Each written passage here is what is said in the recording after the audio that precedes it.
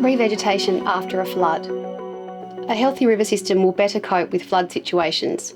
Watercourses lined with deep-rooted native vegetation are much less affected by flooding compared with those lined with shallow-rooted willows. Consider the future. If your land floods again, you'll be better off with a stable, resilient riverbank. Here are some tips on how to go forward with revegetation after a flood. Sow pasture grasses as soon as possible on all bare ground to stop soil moving into the water and outcompete weeds such as thistles. Ideally, this is done with a spreader and harrow, but can also be done with a hand spreader and a garden rake. The best grasses to sow are perennial grasses such as Victorian rye, cocksfoot and phalaris. Plant fast-growing riparian native trees and shrubs to help restore a healthy, resilient ecosystem. In moist areas, plant woolly tea tree. In drier areas which only flood occasionally, you could also plant blackwoods, black gum, yellow dogwood and tea tree. Blackwoods and gums should be planted with a 10-metre spacing.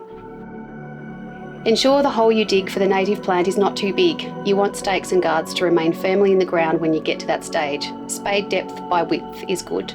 Make sure you plant the tube stock at the right depth. Too shallow and the roots will dry out. You want a slight depression where the plant is located to encourage water to reach the roots. Use a native fertiliser like Osmocote and sprinkle a dose in the soil and plant directly over the fertiliser. Once you have planted and guarded the natives, be sure to water them in. It is vital to ensure follow-up. Weed control and watering in hot weather will ensure the best survival rates for your efforts. Using tree guards and sturdy stakes is important to give your trees and shrubs protection from wildlife until they can fend for themselves. We recommend mesh guards and hardwood stakes so that if water levels are high in winter, the guards will let the water through.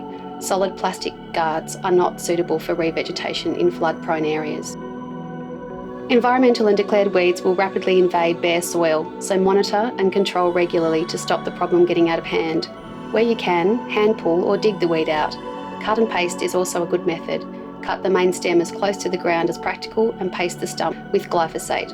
If these methods are not possible, spray with selective broadleaf herbicide during active growing times, i.e. spring, summer, unless it is blackberry, which is best sprayed in late autumn when it is past fruiting but before the leaves drop.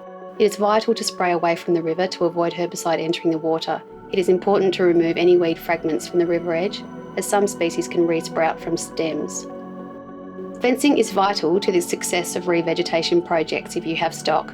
All sections of river with restoration works should be fenced off. If this isn't possible, exclude stock for 6 months where pasture grass has been sown or 3 to 5 years where native trees and shrubs have been planted. If you would like any technical advice about river recovery, revegetation, weed control, or further information on how to increase health and resilience in your surrounding waterways, please contact the Derwent Catchment Project.